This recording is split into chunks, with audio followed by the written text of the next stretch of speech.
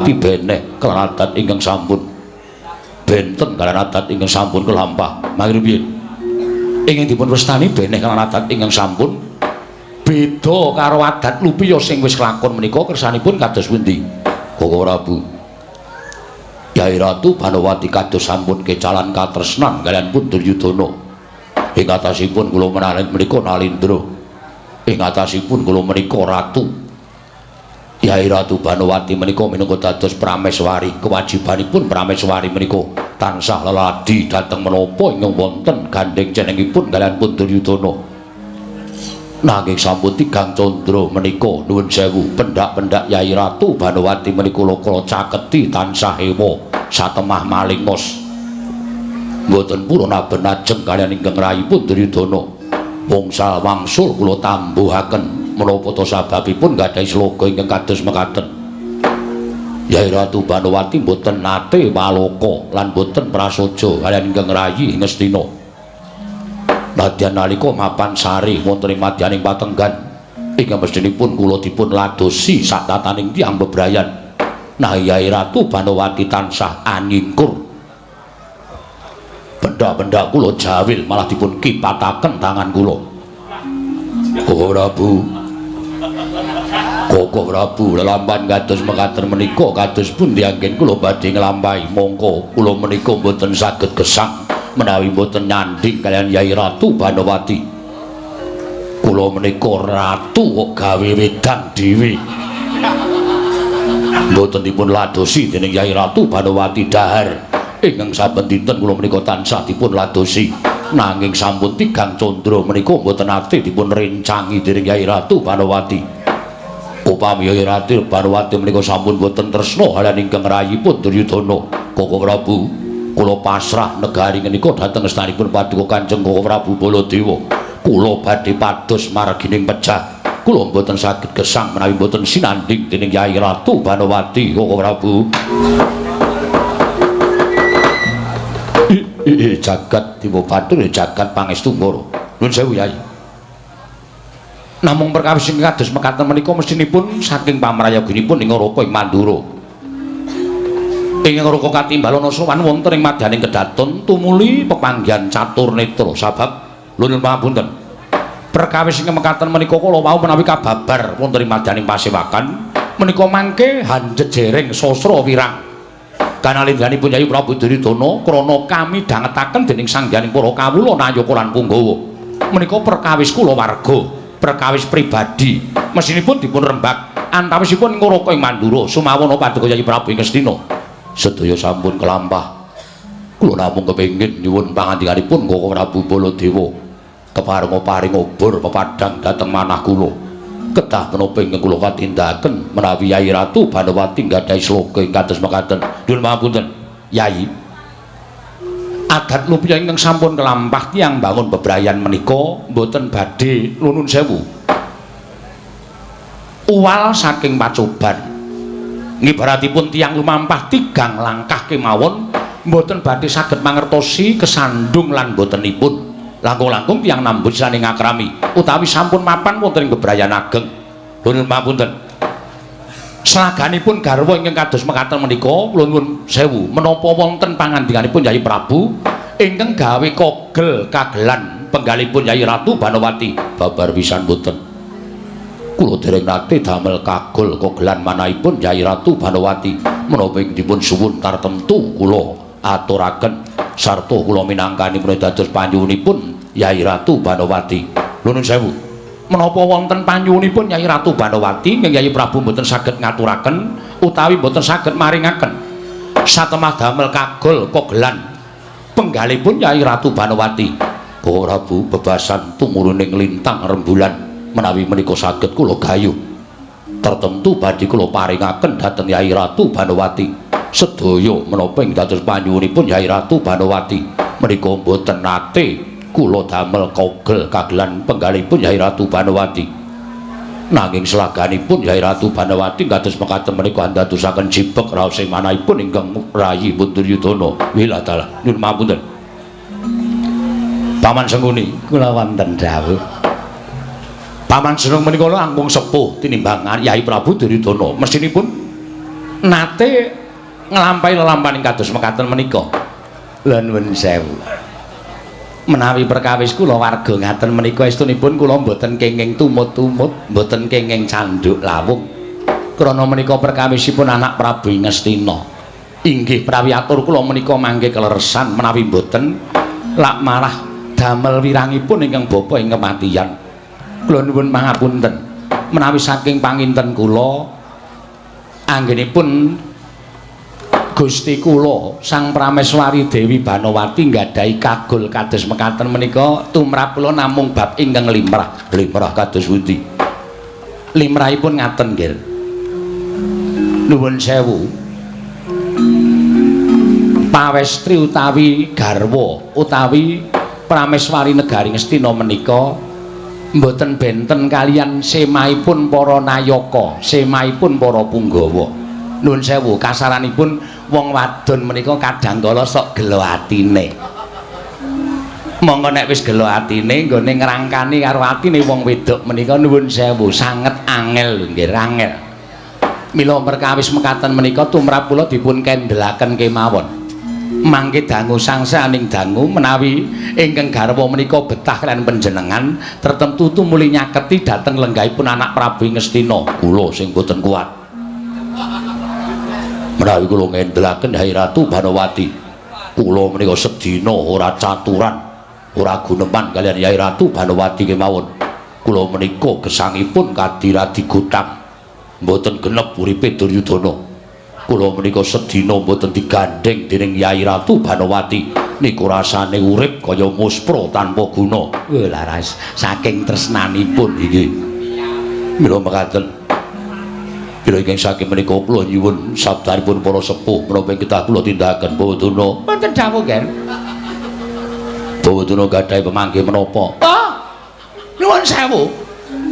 Menawi bab perkawis menika estunipun kula mboten saged matur. Menawi paduka menika nyuwun prisa Kakang Durna mboten badhe wonten marginipun. Liripun kados pundi? Mergi kula nuwun sewu, garwanipun Kakang Durna menika benten kaliyan garwa para nayaka punggawa lan titah Ngubatara. Liripun kados pundi? Nuwun sewu, Kakang Premban Durna menika mboten nggadahi tetimbangan wujuding titah sewantah, namung satu kewan. Menika tumrap kula mboten sagedipun suwuni pemanggih. Mangke riyen Dik Patih. Arep kaya ngono niku wong do nyebutake garwa Sukalima menika widodari Mejawantah. Arep widodari kaning keleke papat. Kok keleke papat? Lah nek kewan tak keleke rak ya papat to. Nuwun sewu nggih, sampun ngantos midhangetaken aturipun Adipati Harya Sengkuni. Menawi saking kemanggihipun ingkang Bapa ing Sukalima, garwa ingkang gadhahi sloga ingkang benten menika wonten pinten-pinten perkawis. Pinten-pinten perkawis kados pundi? Setunggal. Kados ingkang dipun ngendikaken anak Prabu Baladewa menika kogel kagelan. Manahipun krana mboten saged katurutan menapa sedyanipun menika ugi saged dados kogel kagelan penggalipun ingkang garwa inggih menika pun Dewi Banowati angka kalih. Menika menawi kekirangan babakan bondo donya menika nuwun sewu wong wedok menika sok mrengut terus. Menawi belanjane kurang menika tertentu wong wedok menika gampang nggone nuwun sewu nesu menika gampang. Ning nuwun sewu menika mboten badhe kelampajer panjenengan menika Nalindra. Mboten kekirangan bondo donya, mboten kekirangan menapa kemawon. Tartemtu menapa panyuwunipun ingkang garwa Banowati menika dipun udanani dening anak Prabu Ngastina. Lah ingkang angka 3 inggih menika kula nuwun sewu. Kagol kogelan penggalipun ingkang garwa menika karana dereng saged pikantuk jatining pemarem. Liripun kados pundi? Kula aturi blakakaken. Menika ngaten nggih. Pikantuk jatining pemarem menika nuwun sewu. Kridaning wanita lan priya menika kula nuwun sewu. Ingkang kakung mboten saged ngladeni ingkang putri menika dasaipun dadosaken cuwa penggalipun piyai putri satemah lajeng kogel kagelan manahipun kados mekaten menika. Gosik to mbok diterangke sisan. Dicethake lereke tembunge Kakang Premban Durna kuwi apa? Nuwun sewu Dik Patih menika wonten kedaton. Kudu nganggo tata krama, kudu nganggo unggah-ungguh. Tegesipun ngaten kemawon. Kula kangelan gawe ukara menika Dik Patih. Mang cethake kemawon. Sing Kakang loyo ngaten kemawon. Menika dados jalaran kogel kagelan penggalipun ingkang garwa pun Dewi Banowati. Lan nuwun sewu, menika estu lho. Ingkang angka 3 menika ingkang rungsit lan rumpil lan menika ingkang bebayani. Ingkang angka salajengipun inggih menika menawi ingkang garwa menika kapilut utawi nggadahi cukuling rasa tresna dhateng priya sanes. Boduna, wonten dawuh. Nyai Ratu Banowati menika mboten nate medal saking negari Ngastina. Mboten nate medal saking taman negari Ngastina. Kula mboten pitados menawi sak mangke Nyai Ratu Banowati menika nggadahi raos tresna dhateng priya sanes. Lho, kula nuwun sewu menika namung ngatur kok, Gen. Kula namung ngatur. Tur sedaya menika kala wau saged dipun tandha lan saged dipun mangertosi. Caranipun mangertosi menawi Ratu Banowati menika nggadahi tresna kaliyan priya sanes menika tegesipun kados pundi? Setunggal mboten nate purun caket kaliyan kakungipun. Angka kalih anggenipun sare menika kula nuwun sewu. Nengga kakungipun sare rumiyin lajeng nembe sumusul sare. Menika tanda-tanda wanita ingkang badhe utawi sampun nggadahi raos tresna dhateng priya sanes. Utawi wanita kala wau wantun nyebut asmanipun priya sanes menika sedinen langkung kaping 2 dosa kanthi pawadan werni-werni upaminipun. Ngunjuk atur sa paduka Anak Prabu Duryudana bilih Nayaka menika kekirangan tumuntun piyambakipun menika ngaturaken kedah ngangkat Nayaka enggal ingkang disebut sebat upaminipun naminipun Suta Naya lan sasanesipun. Menika ateges wanita menika kala wau sampun nggadahi raos tresna dhateng ingkang nami ingkang disebut sebat menika kala wau. Monggo anggenipun nyebat menika wangsul wangsul. Menika sampun nggadahi tandha bilih ingkang garwa Dewi Banowati menika sampun nggadahi raos tresna dhateng priya sanes. Boduna, wonten dawuh sampeyan ampun bebudhek banyu bening kahanan negara Ngastina. Nyai Ratu Duryudana menika nembe jibeg bebek penggalihipun. Lah kemala panjenengan nyeritakaken cariyos kados mekaten menika rak nambahi kodheng penggalihipun Nyai Prabu Ngastina. Lho, kula mboten kok ngarani utawi kula menika mboten kok nuduh dhateng Dewi Banowati supados Dewi Banowati menika nggadahi raos tresna dhateng priya sanes menika mboten. Namung menika contoh kok, Ger. Contoh dados kula menika sampun nganalisa. Apa, Kang? Nganalisa. Pendhita kok omongane tekan nganalisa barang. Tegesipun sampun niti priksa, angglejah, duwe nanggelar, duwe nanggulung. Lalampan menika pancen nyata saestu. Mila saking parayaginipun ingkang bapa ing suka 5 dinten sak mangke, Ger. Saenipun ingkang garwa Dewi Banowati menika dipun tanting menawi nggadahi panyuwunan. Panyuwunanipun menapa? Menawi nggadahi pamultah-pamultahipun menapa? Nanging cobi dipun caketi menawi pendak-pendak dipun caketi ingkang garwa menika tumuli kesah utawi mboten purun dipun caketi dening Anak Prabu Ngastina. Malah sajake anebeh saking pelenggan paduka Anak Prabu Ngastina. Oh, nuwun sewu, Ger. Kula mboten kok anggih mangsa gelak wanci. Tertentu wonten cukuling rasa tresna sanes wonten manahipun ingkang garwa Dewi Banowati dhateng priya sanes. Sak sanesipun Anak Prabu Ngastina, Ger. Banowati ingkang tansah nderekaken wonten pundi Dewi Banowati lenggah. Namung sak mangke kagiat raos sing manahipun ingkang ngabdi nalika semanten kula nembe kemawon badhe mlebet wonten patengganipun Dewi Banowati ingkang garwa. Nanging kados menapa to kageting raos sing manah kula sinuwun. Kula nyumurupi glibetipun piyai kakung ingkang mapan wonten patengganipun Dewi Banowati. Kowe aja ngawur kowe matur mung wadon matur aja kelakon dosa tak tugel gulumu. Estu kula wantun natahaken dhateng jiwa raga kula menapa ingkang kula sumerapi menika mboten dora lan mboten goroh. Sapa wong lanang ingkang mapan ing patenggan kula mboten saged matur. Namung piyambakipun nalika semanten kula ajeng mlebet patenggan tumuli gragapan biayaan manjing wonten ing ngisor longan. Delik krana wedi kaliyan kula mugi antatos ing kawuningan ingkang garwa Dewi Banowati nyingitaken satunggiling priya wonten ing patenggan sinuwun jagat dewa bathuk. Kula nderek bela lawan lampan ingkang sampun kelampah wonten ing taman negari Ngastina. Das pundi, Ger? Das pundi? Menapa ingkang kula aturaken nak cocok to, Ger? Cocok mergi kula menika kula nuwun sewu ginakaken ngelmu titen, ngilmakaken ngelmu kulina. Mila menawi kula aturaken menika jumbuh kaliyan lampahan ing sampun kelampah wonten taman sari negari Ngastina. Cukup. Sampeyan wong gerang-gerang ora ngerti atine Duryudana. Wonten dawuh. Kowe ngerti apa to sababe pirang-pirang dina iki pendak-pendak kowe arep bali marang bali wismamu aku ora entuk. Aku tansah gondeli karo kowe Bagong. Kula niku ya gumun. Kula niki mung abdi, kula niki mung batur. Sasampunipun sawetawis kula sowan teng negara Ngastina, sowan Ndara Banowati kok kula ajeng wangsul kok mboten angsal niku nganti meh seminggu kula tilem mriki niku jane enten apa? Tobat Bagong kowe tak kandhani ya. Nggih. Sasuwene kowe nang kene kok atiku ki krasa seneng. Atiku ki rasa bungah.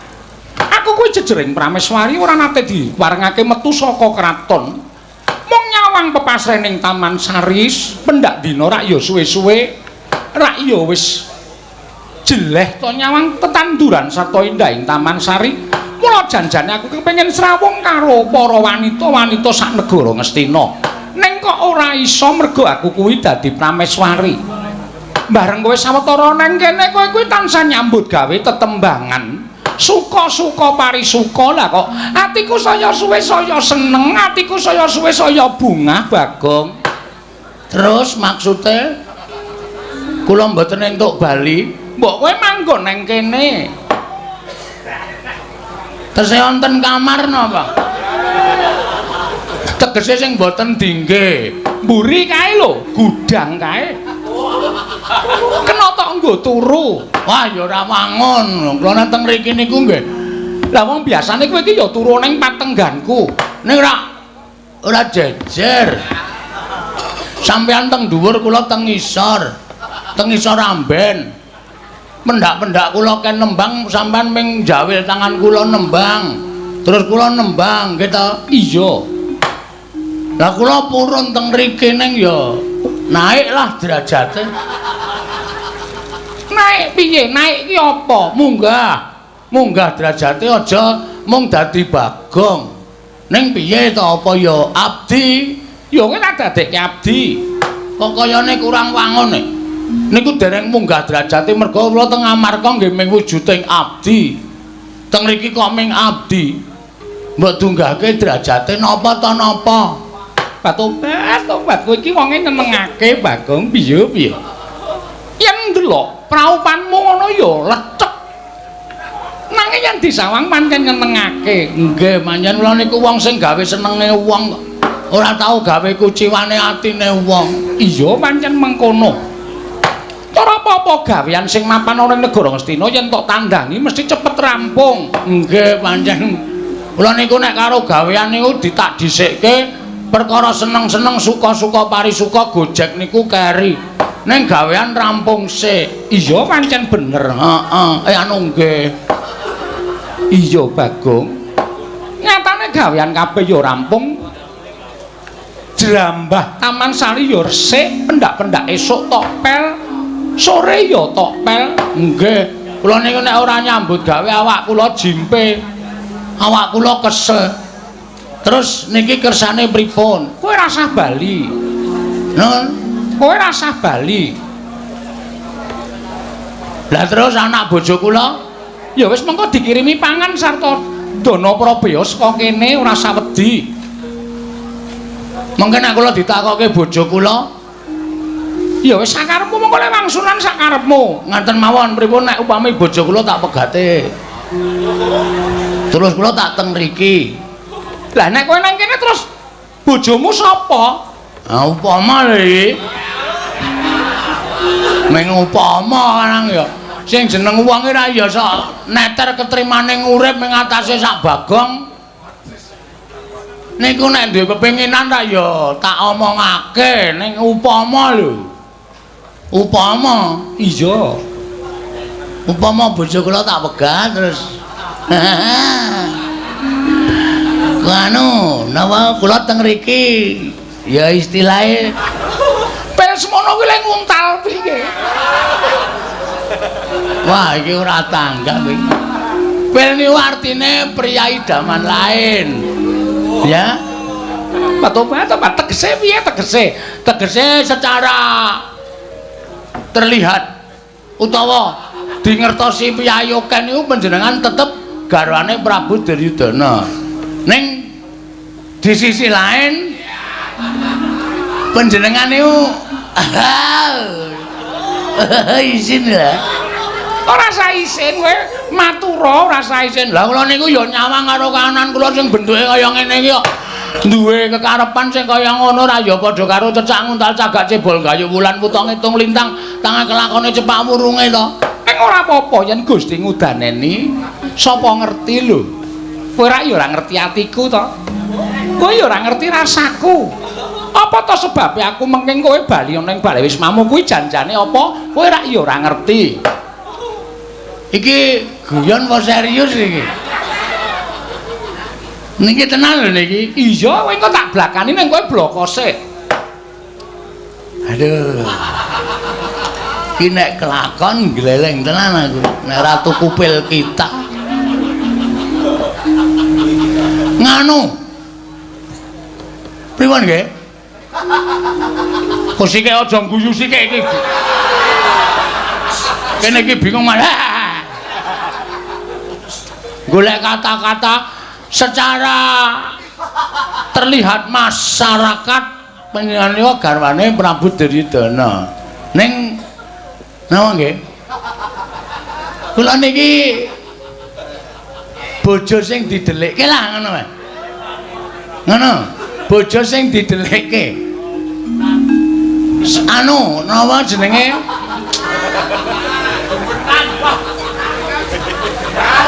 Medenan. Tobat. Dadi yen ngono kowe iki ngarepake supaya aku gelem karo kowe napa piye? Mbok menawa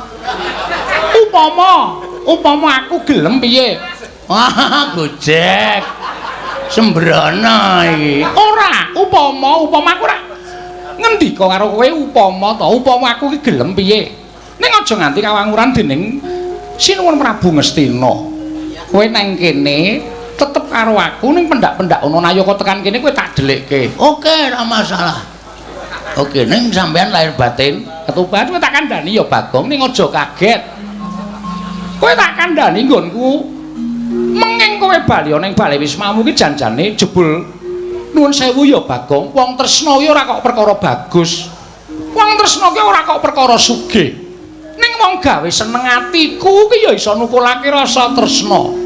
Contone kowe. Kowe nang kene iki gawe seneng atiku, kowe gawe bungah rasaku, jebul suwe-suwe ketukulan rasa tresna karo kowe, Bagong. Sik. Ngapa? Pet-petan aku. Kok pet-petan sebabe? Niki kula metung. Tenan apa mboten mengendika sampean kok rasane kaya ngimpi? Ora, iki tenan. Yakin? Iya, tenan. Iki. Berarti mengke lesare kula pun mboten teng isor amben. Ora, jejer aku. Nan, Iya. ucul klambian to. Entuk. Sakarepmu. Nek ngoten kula lungguh dhuwur nggih. Iya, ora apa-apa lungguhan dhuwur. Petruk karo gareng arep tak SMS. Kowe saiki nek nyebut aku Ndara, Truk. Petruk mbalas SMS Ndara dengkulmu atus iki. Ngayal aku wis dadi piyayi luhur ning negara Ngastina. Ning apike kowe iku ya aja nganggo sandangan kaya ngono, Bagong. Kowe iki trainingmu kuwi lho. Aku tak takon pirang dina kowe ora ganti? Nggih pun suwe. Kowe iki ora krasa apa piye? Training nggon bokong nganti tipis. Nganti ketok jeroane kaya ngono. Menggurung kula suwek niki. Kalang ya bendina sok nggo nglesot. Rene melu aku. Nggih. Rene tak dandani Ngangge sandangane anakku Lesmana Mandra Kumara. napa sirahe cukup? Sirahe sirahmu ngono. Dongotina iya. Sirah kok kon ngelongi ora. Mengko dicukup-cukupke. Kene. Wah, iki arep gleleng aku. Kene. Iki patenggan. Papan dinggo nyimpen sandangane Lesmana. Oh, nggih. Sampeyan teng jaba. Aku nang jaba wae. Mbok melu mlebu. Emoh. Ya lawange dibuka kula tak salin. Ora ditutup. Konjur lucu-lucu sak penake dhewe ora. Wis, nah gene wangun. Kene. Batobat yo. Bareng disandangi ora mantra-mantra abdi. Permak. Mbok disetrika. Men kita bagus. Kowe ya nyebut aku yo Diajeng. Wah. Oke, geleleng tenan. Garwane pun Kakang Diamon Diajeng. Kok Diamon? Lali garwane pun Kakang Diancuk Diajeng. Ana ya cangkem elek ki kulino. Diajeng Banowati. Kula wonten mangandika ing Adawa. Pangeran, Waduh kok kaya kejuwuren nek pangeran mbok liyane. Kang Mas. Kang Mas ngono wis cukup. Wis tok antepi tenan. Nggih, tak antepi tenan. Wis tak antepi tenan. Ning kowe aja enak-enak kapi enak. Tapi mendo. Kapi enak. Tegese mergo nggonmu wani kaya ngene iki, kowe mesti bakal totoh nyawa Bagong. Sebabe iki mesti ora ketang ana siji loro abdi ingkang wis padha ngerti lawan kahananmu tumuli mengko bakal matur marang saning Sinuwun Prabu Ngastina. Upama matur marang Sinuwun Prabu Ngastina yen nganti kadenangan kowe piye coba? Aku tak takon. Bebasan sedumuk bathuk senyari bumi. Nadyan namung sedumuk jembaring bathuk, nadyan namung sak nyari jembaring bumi. Tresna kuwi uruping jiwa sing luhur. Tresna iki ora kena dijaluk, ora kena ditolak. Tresna kuwi paringane sing gawe urip, tresna kuwi paringane sing kuwasa. Mula tresna kuwi pantes dilabuhi pati. Patobat apa aku seneng krungu omonganmu sing kaya ngono kuwi. Waton sampeyan utawa Diajeng Banowati tetep tresna karo pun Kakang, aku tetep mbelani pati.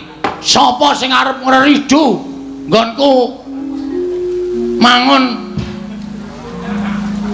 lele, mangun bebrayan karo si Adi Banowati, mesti aku bakal mbudidaya menolak. Tobat Satya kok ora iso basa Jawa. Satya blesteran. Satya saka Betawi. Sapa wae sing arep ngganggu gawe karo Diajeng Banowati. Iya tobat. Ngaturake panuwun ya Raden, dene sampeyan wis bisa njaga katresnan iki. Heeh. Ngopo kok keder suarane? Aku dicekeli ngene iki sing modot malah wudelku. Bodong. Bodong. Nek ngaten monggo mancing wonten ing telenging Taman Sari. Ayo tak derekake. Engko nang kono nganu ya dulang-dulangan. Inggih. Ning sampun kula mboten mong dulang sampean nuwun sewu Ngastina wis kentekan sendok sak lusin. Angger didulang katut sak sendoke, angger didulang katut sak sendoke. Arang cangkeme amba. Sone nek dulang aku nganggo sekop. Dadi men sigar cangkeme. Mboten ngaten lho senengane niki panjenenganipun ngendikanipun gawe seneng gawe bombong. Aku tak dhisik. Ya. Mengko nusul. Tobat.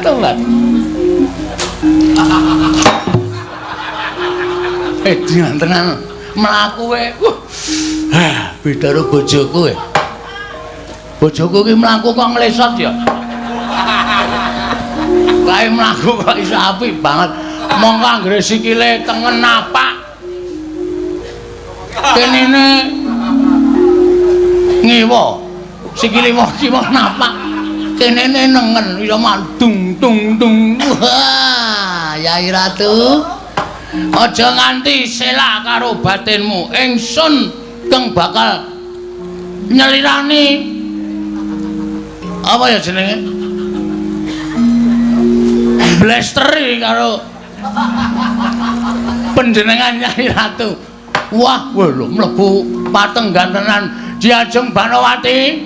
Pun Kakang sumusul marang sira Diajeng pun Gusti Ayu Dewi Banowati. Nuwun sewu Bapa Penemban. Katuran karaharjan rawuhipun. Oh inggih wilujeng niring sambikala. Paman Patih Haryo Sengkuni katuran karaharjan nggih wilujeng.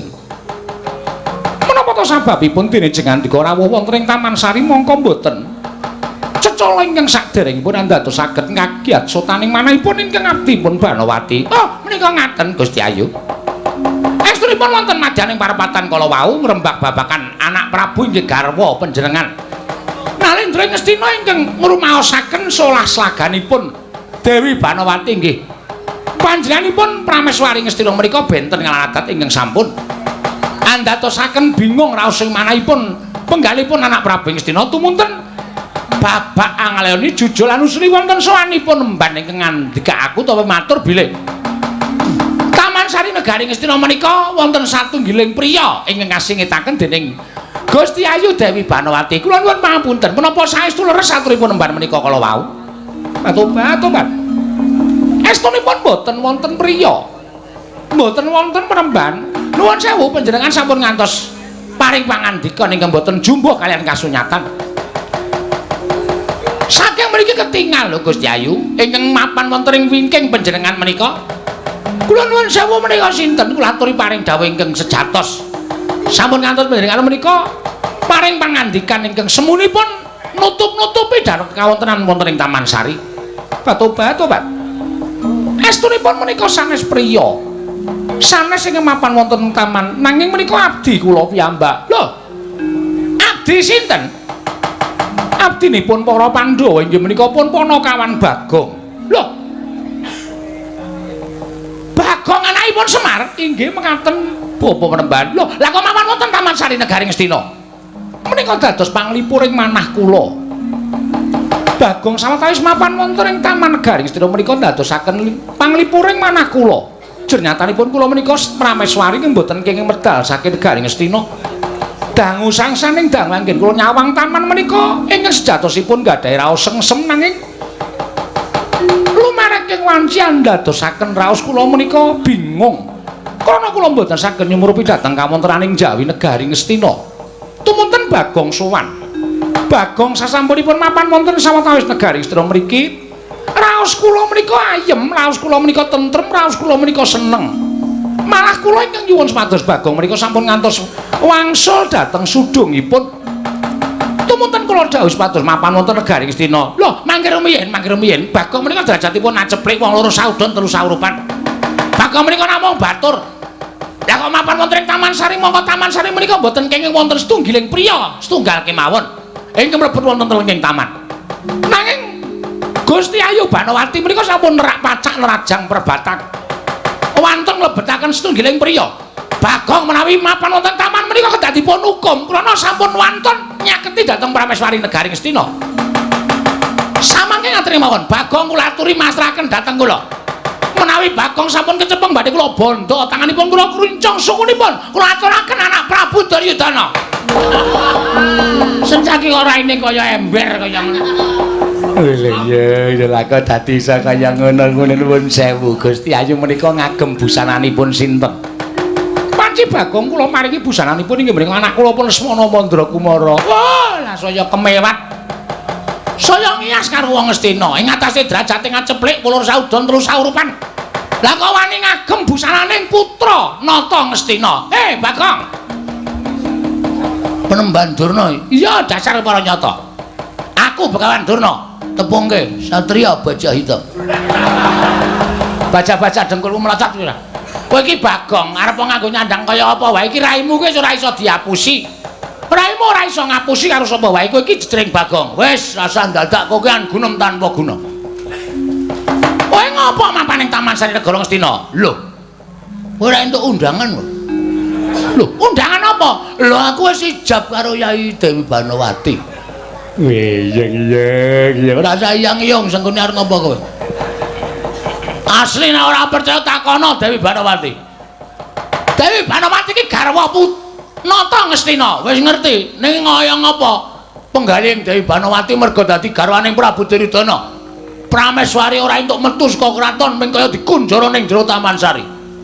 Tumuli aku sing iso nglipur atine Dewi Banowati terus aku disengkake ngaluhur dadi pria idaman lain. Karo Dewi Banowati. Tegese kowe ngrebut Dewi Banowati saka astaning anak Prabu Duryudana. Ora ngrebut. Sing seneng ki kene sike. Lho. Ora percaya kowe? Yayi, wonten dawuh. Kowe tresno sik to karo aku? Inggih, rungane kupinge. Aku ngrebut wae, ora mungkin Bagong ki wong jujur. Aku ora tau ngrebut, aku ngrebuti pisan bojone Gareng tok lagi.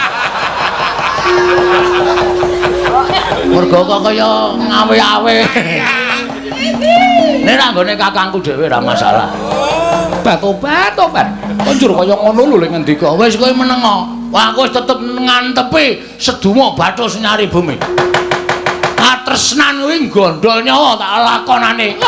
Ora ao. Arep ngopo kowe rene? Aku arep nyekel karo kowe. Lho. Aku padake kewan apa piye dicekel? Menungso. Nek pancen kowe iso ngalahke Bagong, kowe kena bondo tanganku ngrincung sikile Panakawan. Metu tandangi legane. Sayang.